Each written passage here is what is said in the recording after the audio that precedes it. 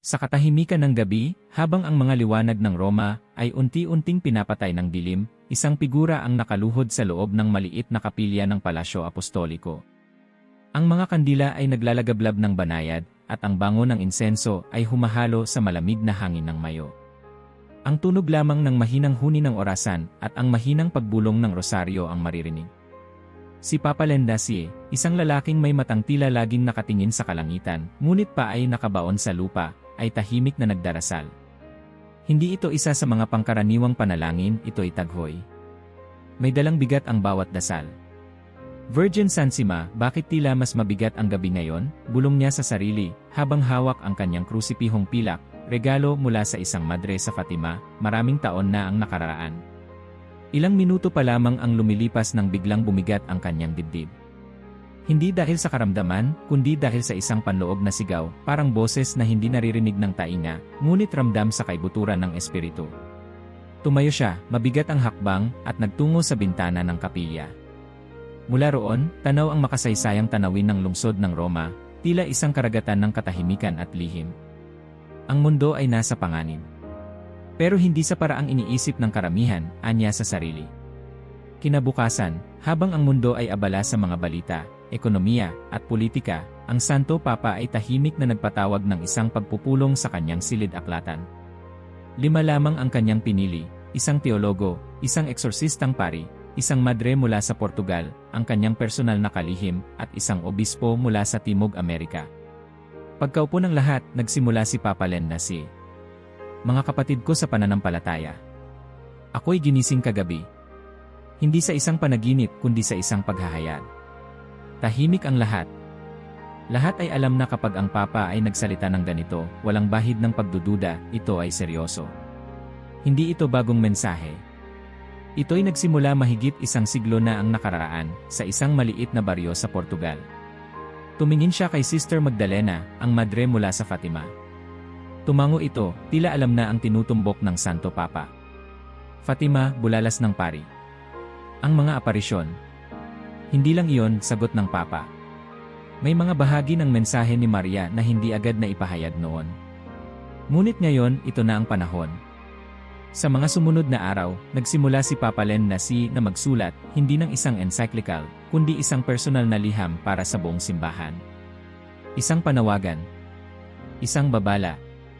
Isang gabay. Habang isinusulat niya ang unang talata, muling bumalik sa kanyang alaala ang isang eksena mula sa kanyang kabataan. Siya, bilang batang seminarista, ay nakaupo sa ilalim ng puno ng olibo sa Fatima, nakikinig sa isang matandang madre na nagsasalaysay tungkol kay Sor Luca.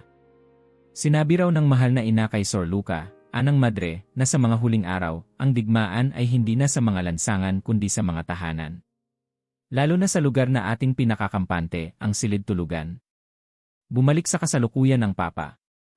Inangat niya ang panulat at isinulat. Ang ating mga silid-tulugan ay hindi lamang lugar ng pahinga.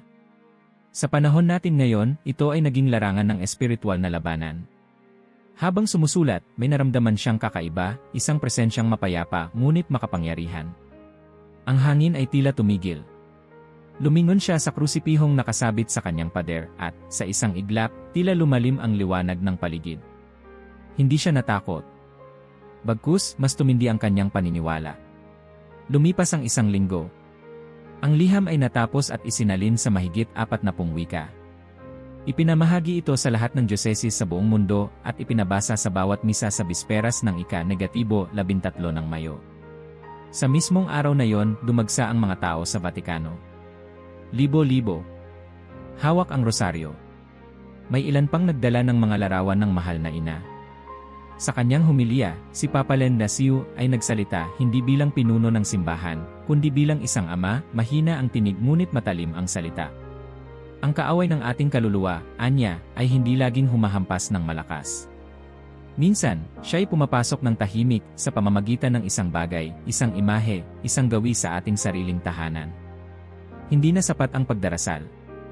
Kailangan na rin nating maglinis. Pagkatapos ng misa, isang matandang lalaki ang lumapit sa Papa. Dala nito ang litrato ng kanyang apo, isang batang tila laging may takot sa mata. Banal na Ama, totoo po ba na ang kwarto ng aking apo ay maaaring maging daan para sa kasamaan? Tumingin si Lendasi sa matanda, hinawakan ang kamay nito, at tumugon, hindi ang kwarto mismo, kundi ang pinapapasok natin sa loob nito. Kinagabihan, muling bumalik si Papa Lendasi sa kanyang kapilya. Ngunit sa halip na ipikit ang mga mata, tinanaw niya ang altar. Virgin ng Fatima, tulungan mo kaming buksan ang aming mga mata sa mga bagay na matagal na naming binabaliwala. Sa gabing iyon, sa katahimikan ng buong mundo, isang panibagong kabanata ng labanan ang binuksan. Hindi sa larangan ng politika, hindi sa relihiyosong debate, kundi sa pinakasimpleng bahagi ng ating buhay, ang silid kung saan tayo natutulog. At dito nagsisimula ang kanyang 5 babala. Muling umalingaw-ngaw sa isipan ni Papa Lendasi ang huling pangungusap ng kanyang homilya habang nakaupo siya sa kanyang opisina na puno ng liwanag ng umagang sikat ng araw. Ang Roma ay gising na, ngunit ang kanyang puso ay nananatiling tahimik at malalim na nakatutok sa isang bagay na higit pa sa mundo. Hawak niya ang isang lumang sulat na nakalagay sa isang sobre ng kulay dilaw na may marka ng panahon. Sa itaas nito ay nakasulat sa maayos at payak na sulat kamay, Sor Luca, Confidential. Dahan-dahan niya itong binuksan, na parabang sagrado ang bawat galaw. Sa loob ay may 6 na pahinang isinulat ng mismong tagakita ng Fatima, ang huling nabubuhay sa 3 batang pinagpakitaan ng mahal na birhen noong 1917. Sa mga huling araw, ang laban ay magiging tahimik, ngunit mas matindi, sabi ni Sor Luca sa kanyang liham. Ang tahanan ay magiging unang larangan ng digmaan. Hindi gamit ang baril o espada, kundi gamit ang mga larawan, salita, at katahimikan. Napatigil si Papa Len. Paulit-ulit niyang binasa ang linyang iyon. Isang malamig na hangin ang tila dumaan sa silid, kahit nasarado ang mga bintana. Tiningnan niya ang krusipiho sa kanyang mesa. Kung ito'y totoo, bulong niya, ang ating mga pamilya ay nasa panganib at hindi nila ito alam. Habang nakikinig sa ulat mula sa iba't ibang dioceses sa buong mundo, isa sa mga obispo ang nagbanggit ng isang serye ng mga kaso na tila magkakaugnay. Mga batang may bangungot gabi-gabi. Mag-asawang walang paliwanag sa biglaang pag-aaway. Tahanan na tila laging may bigat ang hangin. At sa lahat ng kaso, ang kwarto ang sentro ng mga pangyayari. Hindi ba't ito'y natural lamang, bunga ng stress, teknolohiya, o pagod? Tanong ng isa sa mga obispo. Ngunit si Lendasi ay hindi tumugon kaagad. Sa halip, binuksan niya ang isa pang dokumento, isang tala mula sa isang eksorsista sa Poland. Ang kwarto ang lugar ng pinakamaraming obserbasyong espiritual sa panahon ng pagdarasal, sabi ng ulat. Maraming kaluluwa ang pinupuntirya sa kanilang pagtulog. Ang iba'y ginugulo. Ang ilan ay hindi na nagigising. Muling nanumbalik sa isipan ng Papa ang kwento ng mga aparisyon sa Fatima. 3 batang pastol, Luca, Francisco, at Jacinta. Isang araw ng Mayo 1917, habang binabantayan ang kanilang mga tupa, isang babae ang nagpakita sa kanila, may liwanag, mas maliwanag pa sa araw. Siya'y hindi nagpakilalang ina ng Diyos sa simula, kundi isang babae mula sa langit. Ang kanyang mensahe ay malinaw, panalangin, sakripisyo, at pagbabalik loob. Ngunit sa pagitan ng mga salita, may isang babala na sa hinaharap, ang kasamaan ay papasok sa loob mismo ng mga tahanan. Hindi iyon basta alegorya. Sa mga sumunod na taon matapos ang aparisyon, si Sor Luca ay patuloy na tumanggap ng mga karagdagang mensahe sa kanyang buhay kumbento. Ang iba ay isinulat. Ang iba'y isiniwalat lamang sa piling-piling mga pari, at ngayon ay nasa harap ni Papa Len. Muling tinawag ng Santo Papa ang kanyang 5 tagapayo. Sa pagkakataong ito, ang pag-uusap ay hindi tungkol sa doktrina kundi sa estratehiya. Nais kong marinig mula sa inyong lahat, sabi ng Papa, ano ang mga nakikita ninyong palatandaan ng espiritual na pagkasira sa mga tahanan? Si Father Rafael, ang eksorsista, ang unang nagsalita. Karamihan sa mga kaso ko nitong taon ay hindi galing sa mga lugar na inakala naming pinamumugaran, kundi sa mga simpleng bahay. Lahat sila, may isang pare-parehong elemento. Ang kwarto ay may mga bagay na tila walang mali siya, ngunit may kakaibang presensya. Sumunod si Sister Magdalena, sa Fatima, madalas naming tinuturuan ang mga pamilya tungkol sa pagbabasbas ng tahanan. Pero madalas ay binabaliwala nila ito. Ang tingin nila, ang kwarto ay pribado, at doon nga nangyayari ang pinakamatitinding pag-atake. Nagpalitan ng tinginan ang lahat. Hindi na ito teorikal. Ito'y totoo. Kinagabihan, habang naglalakad ang Papa sa kanyang pribadong koridor, may narinig siyang mahinang iyak. Isa sa mga batang sakristan ang nakaupo sa tabi ng altar, may hawak na kumot at rosaryo. "Anak, bakit gising ka pa?" tanong ng papa habang lumapit. "Hindi po ako makatulog, Santo Papa. May anino po sa kwarto ko. Lagi niya akong pinapanood." Hindi ito isang ordinaryong bata, ito'y anak ng isa sa mga gwardya ng Vatikano. Mabilis siyang dinala ng papa sa kapilya, at doon, sa gitna ng kadiliman, sila'y magkasamang nagdasal ng Santo Rosario. Kinabukasan, si Papa Lendasi ay lumabas sa kanyang silid na may matatag na layunin. Tinawagan niya ang kanyang tagasalin wika at tagadisenyo ng dokumento. "Maghahanda tayo ng gabay," anya. Hindi ito pang seremonyas lamang. Isa itong manual para sa digmaang espiritual. Ang pamagat? Ang 5 anino, mga bagay na kailangang iwasan sa silid tulugan. Ngunit bago niya ipaliwanag ang mga yon sa publiko, kailangan munang maunawaan ng mga tao bakit. Bakit ang kwarto? Ang silid tulugan, isinulat niya sa paunang salita, ay ang lugar kung saan ang ating katawan ay humihina at ang ating espiritu ay lumalambot. Sa katahimikan ng gabi, ang ating kaluluwa ay lumalapit sa langit o sa bangin. Sa ating pagtulog, ang mga pinto ay bumubukas. Tumingin siya sa larawan ng mahal na ina sa kanyang opisina, isang reproduksyon ng larawan sa Fatima, kung saan ang Birhen ay may hawak na puso na napapalibutan ng tinik. "Virgin ng Fatima," wika niya, "ipahayag mo sa amin kung anong dapat naming alisin. Gawin mong malinaw. Hindi kami natatakot, ngunit nais naming lumaban."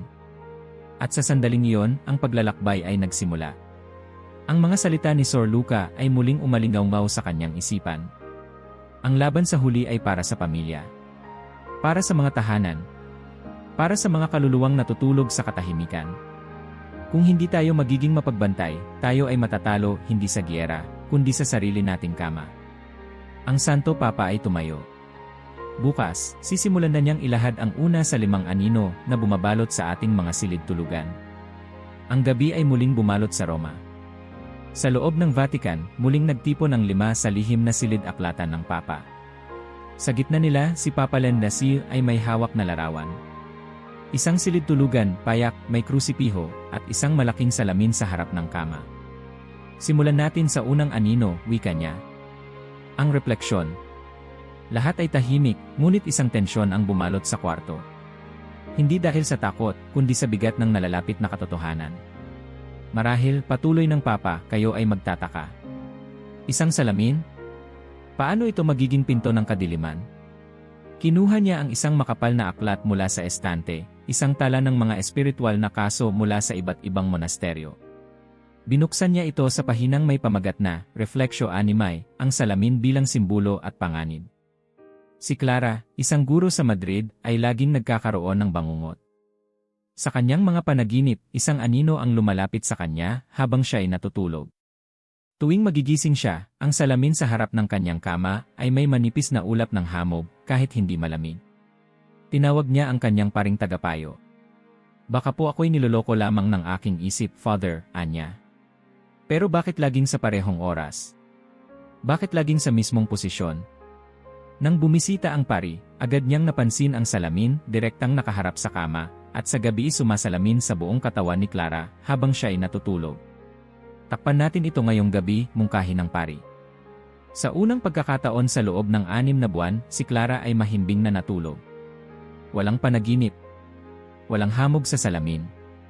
Hindi lang isang kaso, ani Lendasi. Sa iba't ibang sulok ng mundo, mula sa Chile hanggang Pilipinas, inuulit ang parehong pattern. At ang sanhi. Reflection. Ngunit hindi pisikal lamang.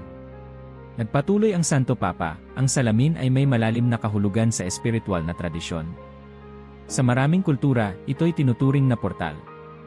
Ngunit sa ating pananampalataya, ito ay simbolo ng pagninilay, ngunit maaari ring maging distraksyon. Isang ina, si Maricel, ay lumapit sa isang pari sa Cebu. Ang kanyang 6 na tanggulang na anak, si Eli, ay nagsabing may 2 Eli sa gabi. "Nanay, may Eli sa salamin." Pero hindi siya nakangiti. "Tinitignan niya lang ako habang natutulog," sabi ng bata. Sa silid ng bata, may kabinet na may malaking salamin, eksaktong nakaharap sa kama. Ang pari ay hindi agad naniwala, ngunit nang ipagdasal niya ang kwarto, nakaramdam siya ng kakaibang bigat sa hangin, para bang may bantay na hindi nakikita. Muling tinakpan ang salamin. Sa sumunod na gabi, si Ellie ay hindi na umiiyak. At mula noon, hindi na siya nagbanggit ng dalawang Ellie. Tumango si Sister Magdalena. Marami akong ganitong kwento sa Fatima, Anya.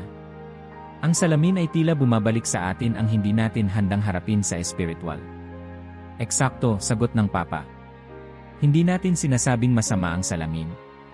Ngunit ang posisyon nito sa ating silid ay mahalaga. Lalo na kung saan tayo'y natutulog, ang ating kaluluwa ay nakabukas. Bumaling siya kay Father Raphael. Anong masasabi mo sa espiritual na epekto nito bilang eksorsista? Tumango ang pari at sumagot, sa mga panahong mahina ang ating isipan, lalo na habang tulog, ang salamin ay maaaring magsilbing echo chamber. Ipinapakita nito hindi lamang kung ano ang naroroon, kundi kung anong hindi dapat makita.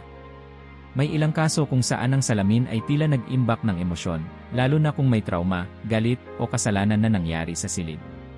Ngunit paano natin ito ipapaliwanag sa mga pamilya na hindi sanay sa ganitong pag-isip? Tanong ng obispo mula sa Timog Amerika. Sa katotohanan, sagot ng Papa. Hindi takot ang ating pinanggagalingan, kundi karunungan. Isinulat ni Papa Lendasi ang sumusunod na alituntunin sa kanyang pastoral na liham. Suriin ang salamin sa kwarto, lalo na kung ito ay nakaharap sa kama. Kung hindi ito mayalis, takpan ito tuwing gabi gamit ang tela o kortina. Ipagdasal ang silid.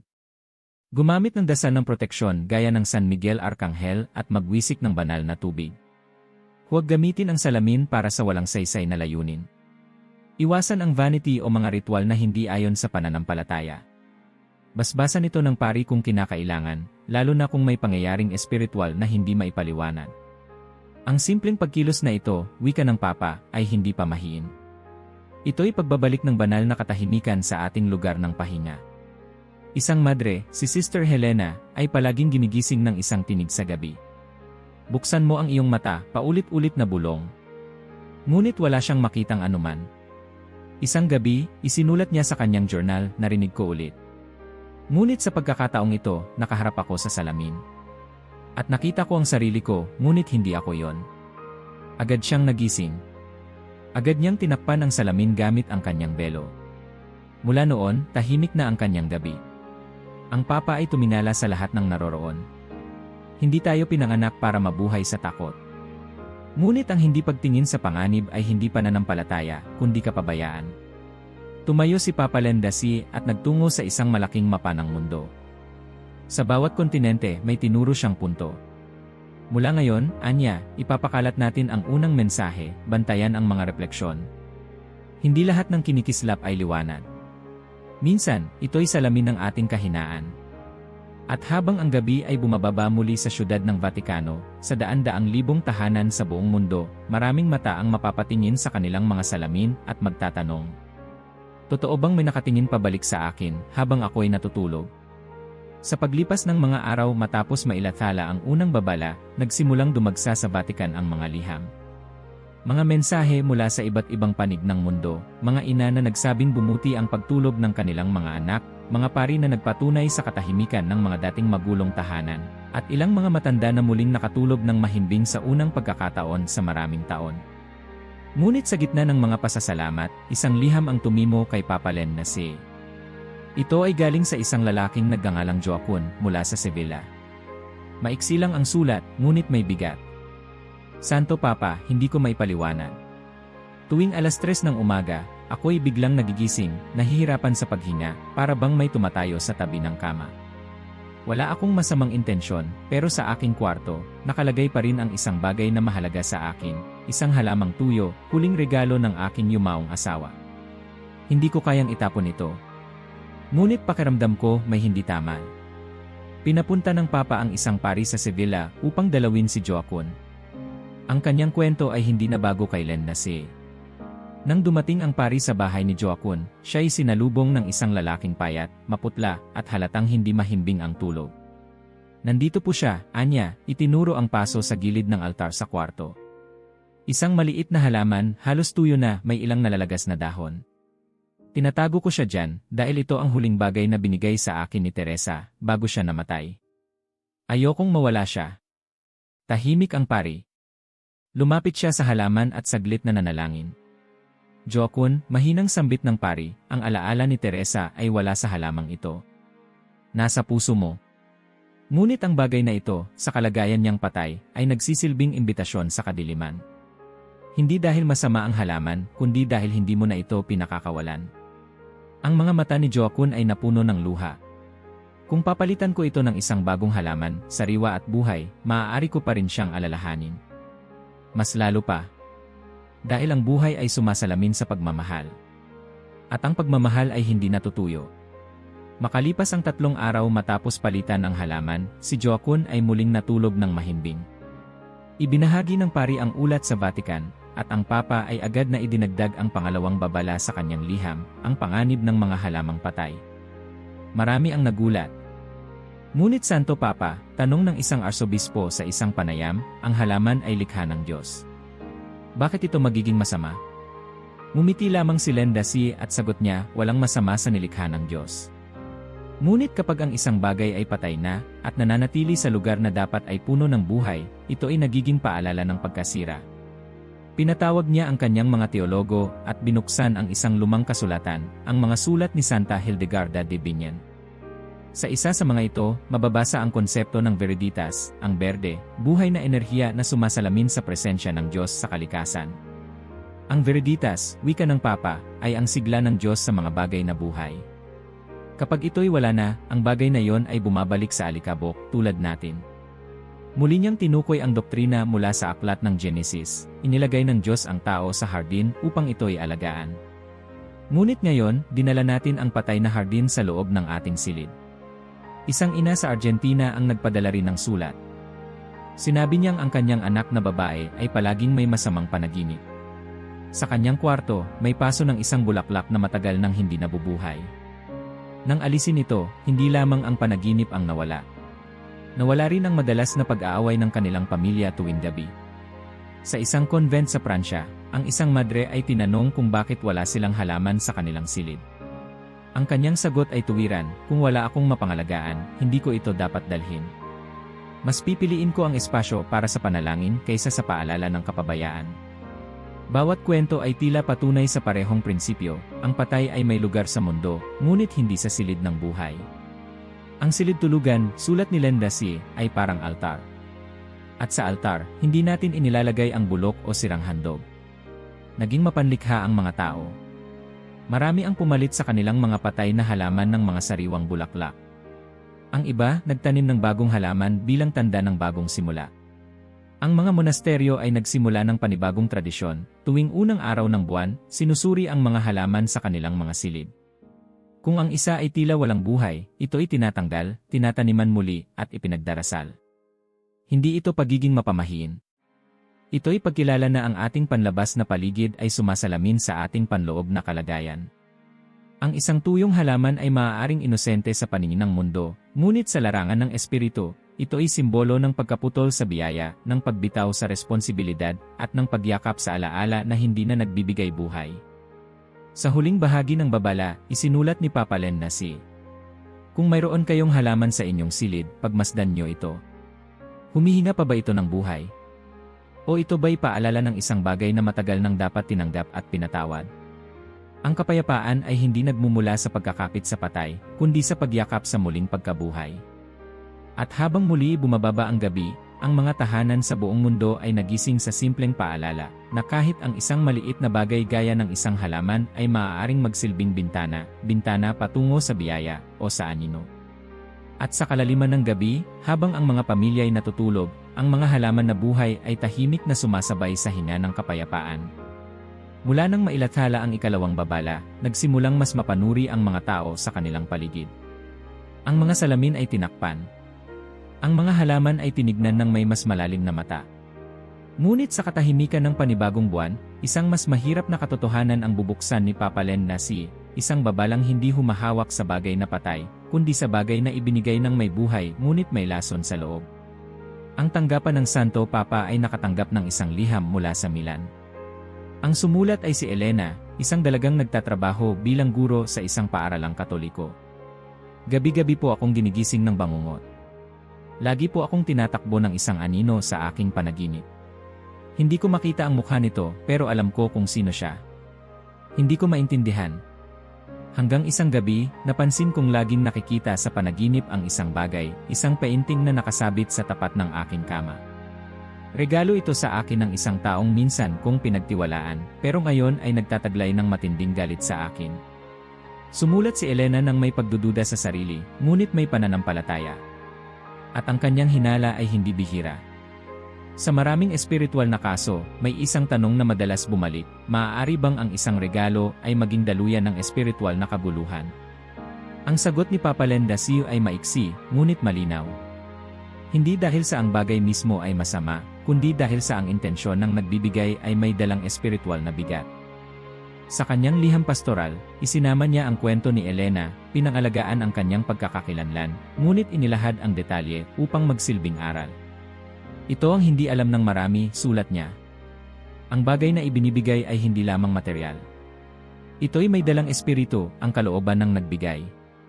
Kung ito'y may halong galit, inggit, o panlilinlang, ito'y maaaring magsilbing puwang para sa kabuluhan. Muling binuksan ng Papa ang mga tala ng mga ama ng disyerto, sina San Antonio Abad, San Macario, at San Evagrio. Ang kanilang mga sinulat ay hindi palamuti ng teolohiya, kundi gabay ng mga taong ilang beses nang humarap sa espiritual na labanan. Si San Antonio Abad ay sumulat, may mga bagay na galing sa kaaway, hindi dahil masama ang kanilang anyo, kundi dahil sa kamay na nag-abot sa kanila. Sa isa sa mga kasulatan ni San Evagrio, mababasa, ang isang regalo na may dalang galit ay gaya ng tinapay na may lason, nakakabusog, ngunit pumapatay. Naging malinaw sa Papa na maraming Kristiyano ang hindi sinasadya ay nagdadala ng mga spiritual na tanikala sa kanilang silid sa pamamagitan ng mga bagay na akala nila ay walang halaga, laruan mula sa dating kaaway, larawan mula sa dating kasintahan, kwintas mula sa taong may kasamang inggit, o kahit isang libro na isinulat ng taong may intensyong sirain ang pananampalataya. Sa panibagong pagtitipon sa Vatican, muling nagsalita si Len Daciu. Hindi tayo dapat maging paranoid. Ngunit hindi rin tayo dapat maging inosente sa espiritual na digmaang ito. Ang ating silid ay hindi museo ng alaala. Ito ay dapat santuwaryo ng kapayapaan. Kung ang isang bagay ay nagdadala ng bigat sa iyong espiritu, kahit na ito'y isang simpleng regalo, dapat mo itong suriin. Bumalik ang usapan sa kaso ni Elena. Nang payuhan siya ng pari sa kanilang parokya, natanggalin ang painting at ilayo ito sa kanyang silid, may 2 gabi siyang hindi pa rin mapakali. Ngunit sa ikatlong gabi, unang pagkakataon sa halos 1 taon, siya ay nakatulog na parang bata, walang bangungot, walang anino, walang sigaw sa kanyang panaginip.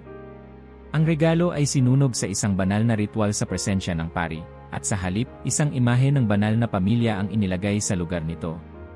Ang kapalit ay hindi kailangang maging magarbo, ani ng pari, kundi dapat ay daluyan ng biyaya. Hindi rin itinanggi ng Papa ang kabutihan ng pagtanggap. Ngunit binigyang diin niya ang espiritual na pagkilatis. Tayo ay tinatawag upang magpatawad, wika niya, ngunit hindi upang tanggapin lahat ng walang tanong. Ang pagpapatawad ay kilos ng puso. Ang pagtatanggol sa tahanan ay kilos ng karunungan. Sa isang panayam, tinanong si Len Daciu kung hindi ba't ito'y tila pamahiin. Ngumiti siya at tumugon, ang pamahiin ay paggalaw sa takot. Ang pagkilatis ay paggalaw sa liwanag. Mula sa panawagang iyon, sinimulang ipatupad sa mga parokya ang tinatawag na Linggo ng Pagsusuri. Isang simpleng hakbang kung saan hinihikayat ang mga pamilya na suriin ang bawat bagay sa kanilang kwarto. Saan ito galing, sino ang nagbigay, anong nararamdaman nila tuwing nakikita ito. May mga taong umiiyak habang tinatanggal ang ilang gamit. May ilan na natagpo ang mas mabigat ang pakiramdam kapag tinititigan ang isang lumang libro, o larawan, o alahas. Marami ang nagulat sa sarili nilang damdamin, mga emosyong matagal na palang natatago. Isang matandang babae sa Poland ang nagsauli ng alahas na ibinigay ng kanyang matagal ng kaibigan na kalaunay tinalikuran siya. Sa tuwing suot ko ito, anya, parang may humihigop ng lakas ko. Hindi ko maintindihan. Pero ngayon, alam ko na. Sa pagtatapos ng babala, isinulat ni Papa Len Daciu. Kung may bagay sa iyong silid na tila hindi mo mapaliwanag ang bigat, huwag mo itong baliwalain. Ipanalangin mo. Tanungin mo ang iyong puso, ito ba'y nagdadala ng kapayapaan o ng pagkabagabag? Ang kaluluwa ay may pakiramdam na hindi kayang ipaliwanag ng isip. At kadalasan, ang iyong tahimik na pag-aalinlangan ay boses na ng Espiritu Santo. At sa huling linya, ang regalo ay biyaya lamang kung ito'y ibinigay sa ilalim ng ilaw. Sa anino, ito'y nagiging tanikala. Sa buong mundo, ang mga tao'y muling tumingin sa kanilang paligid. Marami ang nagtapon. Marami ang nagsauli. Marami ang nagpatawad. At sa bawat kwarto na nilinis mula sa espiritual na laso ng nakaraan, isang bagong katahimikan ang bumalot. Isang silid, isang regalo, isang panalangin. Sa pagdating ng ikatlong babala, tila may bahagyang katahimikan sa paligid ng Vatican. Ngunit si Papa Landasi ay lalong hindi mapakali. Sapagkat ang susunod na anino na dapat ihayag ay hindi gaya ng salamin na tahimik, o ng halaman na patay, o ng regalo na taglay ang lihim na layunin. Ang susunod ay aktibo, palaging bukas, palaging nagsasalita, palaging nagnanakaw. Isang gabi, habang binabasa ng Papa ang ilang ulat mula sa mga parokya sa Europa, isang liham mula sa Frana ang agad niyang pinansin. Mula ito sa isang ina, si Marian, na may anak na 12 taong gulang. Banal na Ama, sulat ni Marian, ang aking anak na si Julien ay dating masayahin, malapit sa simbahan, at palaging nagdarasal. Ngunit nitong mga buwan, siya ay tahimik na, laging gising sa gabi, at kung minsan, umiiyak habang natutulog. Napansin ko rin na sa kanyang silid, madalas siyang nanonood ng mga video bago matulog at minsan, hindi ko alam kung anong klaseng nilalaman iyon. Nang kausapin ko siya, sinabi niyang nakikita raw niya sa panaginip ang mga imahe na napanood niya. Mga nilalang na madilim, nakakagulat at nakakabahala. Isang malalim na buntong hininga ang pinakawalan ni Landasi. Ilang beses na niya itong narinig. Sa mga ulat mula sa Latin America, sa mga testimonya mula sa Asia, at maging sa mga pamilya ng mga opisyal sa Vatican mismo. Iisa ang pattern, teknolohiya sa gabi. Katahimikan na puno ng ingay. At mga kwarto na dapat ay santuwaryo, nagiging sinehan ng kabuluhan. Hindi nagtagal, pinatawag niya ang isang pulong kasama ang kanyang mga tagapayo. Sa mesa, inilatag niya ang tanong, ano ang epekto ng mga elektronikong kagamitan sa espiritualidad ng isang tao, lalo na bago siya matulog?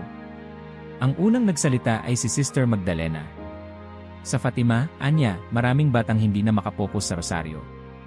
Kapag tinanong mo kung bakit, sasabihin nila, kasi po ang utak ko ay punong-puno ng imahe. Hindi lang masama, kahit ang sobrang impormasyon ay nakakapagod sa kaluluwa. Tumango si Father Raphael. Sa mga eksorsismo ko, wika niya, marami ang nagsisimula sa hating gabi. At kadalasan, ang pinto ay nabuksan hindi sa pamamagitan ng ritual o kasalanan, kundi sa pagsasanay ng isip sa kabuluhan. Ang demonyo ay hindi laging sumisigaw. Minsan, gumagapang siya sa pagitan ng mga piksel. Ang sinabi ni Rafael ay hindi metapora. Ayon sa mga pananaliksik ng simbahan at ilang psychologist na Katoliko, ang utak ng bata, at maging ng matatanda, ay bukas sa impluensya habang patulog. Kung ang huling imahe sa isip ay karahasan, kalaswaan, o takot, iyon ang itinatatak sa diwa. Ang mata, sabi ng Papa, ay bintana ng kaluluwa. Ngunit ngayon, ito ay parang ginagawang projector ng kabuluhan sa ating pinakapribadong silid. Sa kanyang panibagong liham, isinulat niya ang kwento ni Julien. Si Julien, anya, ay biktima ng tinatawag nating kalayaan na hindi disiplinado. Sa sobrang pag-asa natin sa teknolohiya, nakalimutan natin na ito ay kasangkapan lamang. Hindi ito ang tagapagturo, hindi ito ang tagapawi ng lungkot, at lalo na, hindi ito ang kausap ng ating puso sa gabi. Binuksan niya ang mga salmo. Sa kapayapaan ako'y nahihimlay at agad na nakakatulog, sapagkat ikaw lamang, O Diyos, ang nagbibigay sa akin ng katiwasayan. Salmo 4:8. Tayo ba'y tunay na nakakatulog sa kapayapaan? Tanong niya, kung ang huling nakita natin ay karahasan, ang huling narinig natin ay kasinungalingan, at ang huling hawak natin ay isang bagay na hindi banal. Isang obispo mula sa Africa ang nagsalita, sa aming bayan, wala kaming maraming gadget. Pero ang mga batang may cellphone ay tila mas madaling mawalan ng panalangin. Parang laging may ibang boses sa isip nila. Laging may gulo. Nagdesisyon ang Papa. Idadagdag niya ang ika-4 na babala. Huwag hayaang ang teknolohiya ang magsara ng iyong gabi. Kung may mga elektronikong bagay sa iyong silid na hindi kailangang nandoon, alisin. Ang silid tulugan ay hindi sinehan. Hindi ito opisina. Ito ay dambana ng kapahingahan at panalangin. Sa mga parokya, nagsimula ang kampanyang tinawag na Tahimik na Gabi. Hinikayat ang mga pamilya na isara ang kanilang mga gadget 1 oras bago matulog. Sa halip magdasal ng rosaryo. Magbasa ng ebanghelyo. O tahimik lamang na magpasalamat? May mga tumutol. Sabi ng ilan, hindi ba't sobra naman yan? Moderno na tayo. Ngunit hindi natitinag si Len Nasay. Ang modernisasyon, sagot niya, ay hindi dahilan para maging pabaya sa espiritual. Hindi lahat ng bago ay banal. Hindi lahat ng maliwanag ay liwanag. Ipinayo niya ang 5 hakbang. Una, alisin ang mga elektronikong kagamitan na hindi kailangan sa silid, lalo na ang mga palaging konektado sa internet. Ikalawa, kung may kailangan panatilihin, halimbawa, para sa emergency, ihiwalay ito sa kama at isara bago matulog. Ikatlo, palitan ang huling oras ng araw ng panalangin, hindi ng scroll sa social media. Ika-4, huwag hayaang ang mga bata ay matulog habang may video o laro. Turuan silang magsara ng araw kasama si Kristo. Ika-5, bumalik sa disiplina ng pananahimik dahil sa katahimikan, naririnig natin ang Diyos. Ilang linggo matapos ang babala, si Marian ay muling sumulat sa Papa. Banal na Ama, sabi niya, nagpa siya kaming alisin ang ni sa kwarto ni Julian. Sa una, nagalit siya. Pero nang palitan namin ito ng imahe ng banal na puso, at nagsimula kaming magdasal bago matulog, isang bagay ang nangyari. Sa unang linggo, hindi siya nagising sa takot. Sa ikalawang linggo, nagkwento siya ng panaginip kung saan siya ay nasa isang hardin, kasama si Jesus. Ngayon, tuwing gabi, siya na ang nagpapaalala sa amin, Mama, dasal muna tayo bago matulog. Umiti si Papa Len Nasay sa liham na yon. Dahil sa simpleng pagpatay ng isang screen, muling nabuksan ang bintana ng langit sa isang batang puso. At habang ang mundo ay patuloy sa ingay, sa mga tahanang piniling manahimik, ang mga anghel ay muling lumalakad sa pagitan ng mga kama, tahimik na nagbabantay.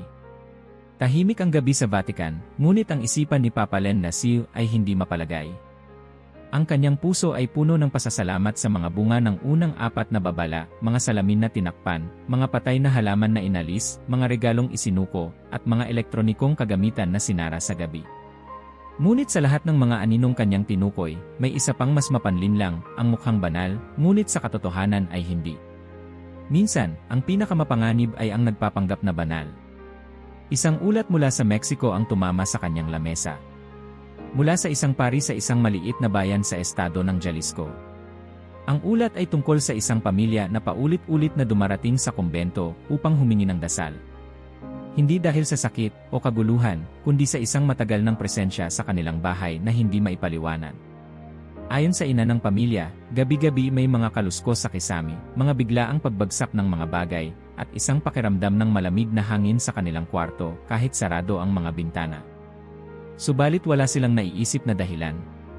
Isang araw, habang binabasbasan ng pari ang kanilang bahay, napansin niya ang isang krusipihong nakasabit sa itaas ng kama, maganda, detalyado. Ngunit may mga ukit na hindi karaniwang nakikita sa mga tradisyonal na krusipihong Katoliko. Lumapit siya upang siyasatin ito. Sa likod ng krus, may nakaukit na maliit na simbolo, isang bilog na may mata sa gitna, at mga linya na tila hugis bituin. Ito po ay regalo, ani ng ina. Galing sa isang manggagamot sa bayan. Sabi niya, ito ay magdadala ng proteksyon. Tahimik ang pari. Kinuha niya ang krus at sa mismong araw, dinala ito sa simbahan upang ipagdasal at suriin. Sa araw ding iyon, unang gabi sa loob ng 6 na buwan na ang pamilya ay nakatulog ng walang kaguluhan. Ang ulat ay malinaw. Ang krusipiho, bagamat may anyong relihiyoso, ay hindi banal. Hindi ito nabasbasan, at mas masahol, ito ay may halong simbolismo mula sa esoterikong tradisyon. Binasa ni Papa Len Nasay ang ulat ng buong pansin. At sa kanyang puso, alam niyang ito ang susunod na babala. Sa kanyang liham, isinulat niya, ang pananampalataya ay hindi laruan. Hindi ito dekorasyon. At ang mga bagay na may mukha ng kabanalan, ngunit galing sa kadiliman, ay mas mapanganib pa kaysa sa halatang kasamaan. Binuksan niya ang mga tala ni Santo Tomas de Aquino, na nagsabi, ang pamahiin ay isang bisyo na nagkukunwaring kabanalan, isang pagsamba na hindi ayon sa Diyos. Hindi lahat ng nakasabit na krus ay krus ng Kalbaryo. Hindi lahat ng imaheng may halo ay imahe ng liwanag. At hindi lahat ng rosaryo ay daluyan ng grasya. Minsan, sila'y tanikala ng panlilinlang. Sa isang panayam, sinabi ng Papa, maraming Katoliko ngayon ang hindi na nagtatanong, sino ang gumawa ng imaheng ito? Saan ito galing? Ito ba'y nabasbasan? Ito ba'y nagpapalalim ng aking pananampalataya o pinapalito ako? Nagsimula ang Vatican na tumanggap ng daan-daang ulat mula sa mga parokya, mga imaheng may kakaibang anyo, mga medalya na may ukit na hindi Kristiyano, mga aklat na tinatawag na dasal, ngunit may sangkap ng pangkukulam, at mga estatwa na hindi tumutugma sa anumang opisyal na tradisyon ng simbahan. Sa isa sa mga kaso, isang batang babae mula sa Pilipinas ang laging nagkakaroon ng matinding panaginip tungkol sa isang babaeng itim na laging nakaupo sa tabi ng kanyang kama.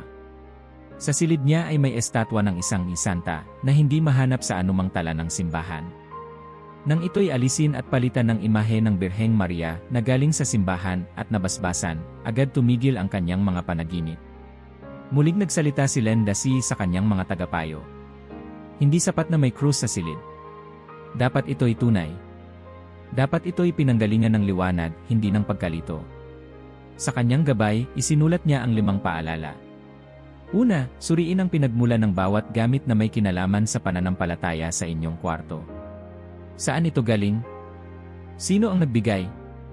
Ikalawa, huwag tumanggap ng mga banal na bagay mula sa mga taong hindi naglalakad sa pananampalatayang Katoliko. Ikatlo, dalhin sa pari ang mga imahe, krus, rosaryo, o medalya upang mabasbasan. Ikaapat, kung may alinlangan, mas mabuting alisin. Ang pananampalataya ay hindi nabubuo sa dami ng gamit, kundi sa dalisay na pananalig. Ikalima, palitan ang mga kahina-hinalang gamit ng mga opisyal na imaheng galing sa simbahan, at gamitin ang mga ito sa panalangin, hindi bilang anting-anting. Hindi anting-anting ang krus. Hindi agimat ang rosaryo. Hindi palamuti ang imahe ng Birhen. Ang mga ito ay paanyaya sa biyaya, hindi garantiya ng proteksyon kung wala ang pananampalataya. Isang pamilya mula sa Brazil ang nagpadala ng liham matapos nilang alisin ang mga medalya at krus na binili sa isang tindahan ng esoterismo. Ngayon, sabi nila, parang may liwanag na sa aming tahanan. Hindi na mabigat. Hindi na magulo. Mas ramdam namin ang presensya ng Diyos. Sa pagtatapos ng babala, nagsulat ang Papa ng panalangin. O Panginoong Diyos, alisin mo sa aming tahanan ang lahat ng bagay na hindi sa iyo. Linisin mo ang aming silid ng anumang huwad na kabanalan. At punuin mo ito ng iyong liwanag, upang sa aming paghinga at pagtulog, kami manatili sa iyong presensya. At sa gabing iyon, sa mga tahanang puno ng krus, rosaryo, at imahe, isang tanong ang kumalampag sa puso ng bawat isa. Totoo ba ang kabanalan na aking isinabit, o ito'y huwad na nagpapanggap? At sa mga silid na pinili ang liwanag, nanumbalik ang tahimik na gabi. Sa pagsapit ng bagong buwan, matapos mailahad ang 5 babala, si Papa Len Lasiu ay muling tumayo sa harap ng buong simbahan, hindi upang manakot, kundi upang magturo. Sapagkat ang layunin ng babala ay hindi takutin ang tao, kundi gisingin siya, ihanda, at bigyan ng direksyon. Ang kanyang mensahe ay malinaw, alam na natin ang panganib. Alam na natin ang mga puwang kung saan pumapasok ang espiritual na kaguluhan. Ngayon, panahon na para isara ang mga puwang, linisin ang mga sugat, at ibalik ang liwanag sa ating mga silid. Sa isang liham na ipinadala sa bawat parokya sa buong mundo, isinulat ni Len Lasiu ang pamagat na, ang ritual ng liwanag, isang gabay sa paghahandog ng silid sa Diyos. Hindi ito isang lihim. Hindi ito komplikado. Ito ay panawagan na bumalik sa pinakaubod ng pananampalataya, ang panalangin, ang pagtalikod sa kadiliman, at ang pagbubukas ng puso sa biyaya. Nagsimula siya sa isang simpleng prinsipyo, kung paano natin inaayos ang altar sa simbahan, ganoon din dapat natin inaayos ang ating kwarto. Sapagkat sa ating kwarto, tayo ay hubad sa mundo, at naroroon ang ating pinakapayak na anyo. Kung may lugar na dapat maging dalisay, ito yon. Ang ritual ay may 3 bahagi, paglilinis, pagpapabanal, at paghahandog. Ang unang hakbang ay paglilinis, hindi lamang pisikal, kundi espiritual. Linisin mo ang iyong silid, wika ng Papa. Alisin ang kalat. Tanggalin ang mga bagay na alam mong hindi na kailangan o hindi nagdadala ng kapayapaan. Ito ay hindi lamang paghahanda ng espasyo, ito'y isang simbolikong paghahanda ng iyong puso. Isang pamilya sa Colombia ang nagpatotoo, habang nililinis nila ang kanilang kwarto, natagpuan nila sa ilalim ng kama ang isang lumang larawan ng dating kasintahan ng isa sa mga magulang, isang alaala na matagal nang nagiging sanhi ng alitan. Agad nila itong sinunog. Kinagabihan, sa unang pagkakataon sa matagal na panahon, natulog silang magkahawak ang kamay. Ang ikalawang hakbang ay pagpapabanal. Dito, ipinayo ng Papa ang paggamit ng banal na tubig. Ipinadala ang formula sa bawat pari, kumuha ng banal na tubig mula sa simbahan. Sa paglilinis, iwisik ito sa 4 na sulok ng silid, habang inuusal ang Salmo 91. Siya na tumatahan sa lihim na dako ng kataas-taasan, ay mananatili sa lilim ng makapangyarihan sa lahat. Sa bawat talsik ng tubig, manalangin, Panginoon, linisin mo ang silid na ito. Itaboy mo ang lahat ng espiritual na dumi. Hayaang ang inyong liwanag ay pumuno sa bawat sulok. Inirerekomenda rin ng Papa ang paglalagay ng krusipiho sa itaas ng kama, isang simpleng paalala na ang silid ay sakop ng presensya ni Kristo. Isang mag-asawa sa Poland ang sumunod sa gabay. Ayon sa kanila, mula nang gawin nila ang ritual, hindi na muling nagkaroon ng matinding bangungot ang kanilang anak na babae. Lalo pa, nagsimula itong magtanong tungkol sa Diyos, isang bagay na noon ay iniiwasan niya. Ang ikatlong hakbang ay paghahandog. Ito ang pinakamahalaga. Ang paghahandog, ani Papa Lendasi, ay hindi isang ritual lamang. Ito ay pag-aalay. Sinasabi mo sa Diyos, ito ang aking kwarto. Dito ako nagpapahinga. Dito ako umiiyak. Dito ako natutulog. Mula ngayon, iyon na ito. Hinikayat niya ang mga pamilya na magsagawa ng maliit na seremonya sa gabi, ilawan ang isang kandila, ilagay sa gitna ng silid, at sa harap ng imahe ng Birheng Maria, manalangin ng sabay-sabay. O inang mahal, Birhen ng liwanag, tanggapin mo ang silid na ito bilang tahanan ng iyong anak. Ipagtaboy mo ang dilim. Hayaang ang mga anghel ang magbantay sa amin tuwing gabi. At sa bawat pagtulog, sana kami ay mas lalong mapalapit sa langit. Isang ina sa Vietnam ang nagsabi na matapos nilang gawin ang ritual, ang kanyang asawa, na dating hindi nagsisimba, ay lumapit at nagsabing, "Ngayon, pakiramdam ko, may katahimikan na sa bahay." Sa gabi ring iyon, siya ang unang nagyayang magdasal. Nagbigay rin ng paalala si Lendasi, ang mga dasal ay hindi mahika. Ang banal na tubig ay hindi gaya ng agimat. Ang krusipiho ay hindi panangga kung walang pananampalataya. Ang mga ito ay daluyan lamang. Kung ang puso ay bukas, darating ang biyaya. Kung ang pananampalataya ay buhay, lilitaw ang liwanag. Dahil dito, pinayuhan niya ang bawat pamilya na hindi lang isang beses gawin ang ritual. Gawin ito tuwing may pagbabago sa tahanan, isang bagong miyembro ng pamilya, isang malalim na sugat ng alitan, o tuwing sumasapit ang anibersaryo ng kanilang konsagrasyon. At higit sa lahat, ipagdiwang ito tuwing ika-13 ng Mayo, araw ng Birhen ng Fatima. Sapagkat sa araw na yon, ang langit ay bumaba sa lupa. At sa araw na yon, maaari ring bumaba ang langit sa ating kwarto. Sa pagtatapos ng liham, isinulat niya, "Hindi tayo tinawag upang matulog sa takot. Tinawag tayo upang magpahinga sa presensya ng Diyos." At kung nais nating makaranas ng langit sa ating pagtulog, simulan natin sa paggawa ng ating kwarto bilang pugad ng liwanag. Mula Roma hanggang sa malalayong nayon ng Afrika, mga tahanan ang sumunod. May mga nanay na umiiyak habang isinasaboy ang banal na tubig sa silid ng kanilang mga anak. May mga batang masayang naglalagay ng imahe ng anghel sa tabi ng kama. May mga amang muling lumuhod para sa kanilang pamilya. At sa mga silid na minsang naging dako ng anino, ngayon ay bumalot ang bagong katahimikan, hindi katahimikang hungkag, kundi katahimikang may presensya. May init. May kapayapaan. Ang mga kwarto ay naging mga altar. At sa bawat panalangin bago matulog, ang Diyos ay muling tinatanggap bilang panauhin, hindi lamang sa bahay, kundi sa puso. Ika-13 ng Mayo. Isang araw na tila tulad ng iba sa kalendaryo ng mundo, ngunit sa puso ng simbahan, ito ay araw ng paghinto, pakikinig, at paghahandog. Sa buong Vatican, ang mga kampana ng Basilika ng San Pedro ay sabay-sabay na tumunog sa ganap na 12:00 ng tanghali, hindi lamang upang ipaalala ang oras ng panalangin, kundi upang simulan ang isang kaganapang hindi pa kailanman nakita, ang pandaigdigang konsagrasyon ng bawat tahanan sa Imakuladang Puso ni Maria. Sa gitna ng liwanag ng araw, si Papa Lendasi ay nakatayo sa harap ng milyong katao sa St. Peter's Square, at sa harap ng bilyong manonood sa buong mundo. Sa kanyang harapan ay isang imahe ng Birheng Maria ng Fatima, dinala pa mula sa mismong lugar ng aparisyon sa Portugal. Sa kanyang likod, isang altar na may isang mensahe, sa pamamagitan ng inang liwanag, ang dilim ay mawawala. Mabagal at taimtim siyang nagsalita. Mga minamahal kong kapatid sa pananampalataya. Ngayon, ika-13 ng Mayo, tayo ay muling bumabalik sa paanyaya ng ating ina sa Fatima. Isang panawagan, isang babala, ngunit higit sa lahat, isang pangako. Ang boses niya ay hindi sigaw, ngunit dinig kahit sa katahimikan ng puso. Sa mga nakaraang buwan, ating tinutukan ang 500 kung paanong ang kasamaan ay dumarating sa ating tahanan. Ngunit hindi tayo iniwan ng Diyos sa takot. Tayo'y binigyan ng sandata. Tayo'y binigyan ng gabay. At ngayon, tayo'y tinatawagan upang magdesisyon. Tahimik ang buong plaza. Maging ang mga bata ay natutong tumahimik. Ang hangin ay tila nakikiisa sa dasal. Tayo ay maghahandog ngayon, hindi ng simbahan, kundi ng ating mga tahanan. Hindi ng altar, kundi ng ating kwarto.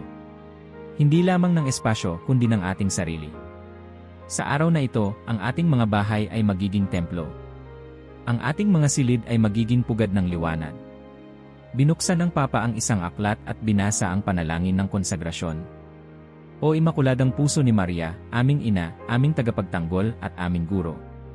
Sa araw na ito, sa harap ng buong simbahan, inihahandog namin sa iyo ang bawat tahanan, bawat silid kung saan ang aming mga anak ay natutulog, ang aming mga magulang ay nagpapahinga, ang aming mga pamilya ay naghahanap ng katahimikan. Ialay mo sa iyong anak ang aming mga silid, ang aming mga gabi, ang aming panaginip at paggising.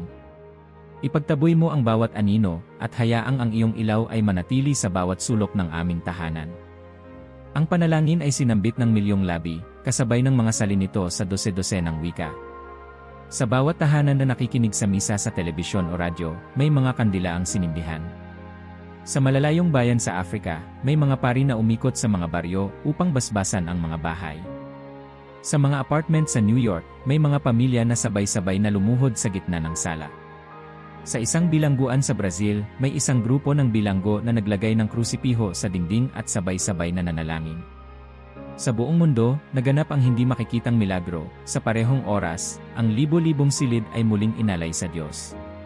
At sa likod ng lahat ng ito, si Papa Landasi ay nanatiling nakaluhod. Matapos ang konsagrasyon, siya ay tumayo at tiningnan ang buong kapulungan. Hindi ito rito nagtatapos, wika niya. Ito ay simula. Simula ng isang bagong pagsasama ng simbahan at pamilya. Mula ngayon, bawat ika-13 ng Mayo ay magiging araw ng pagkonsagra, araw ng pagsisiyasat, paglilinis, at panibagong panata. Hinikayat niya ang bawat pamilya na itaguyod ang ritual ng liwanag tuwing Mayo 13. Hindi kailangang magarbo, isang dasal, isang krusipiho, isang pagsasama. Ang mahalaga, ang puso ay bukas. Ang mundo ay patuloy na magiging magulo, sabi niya.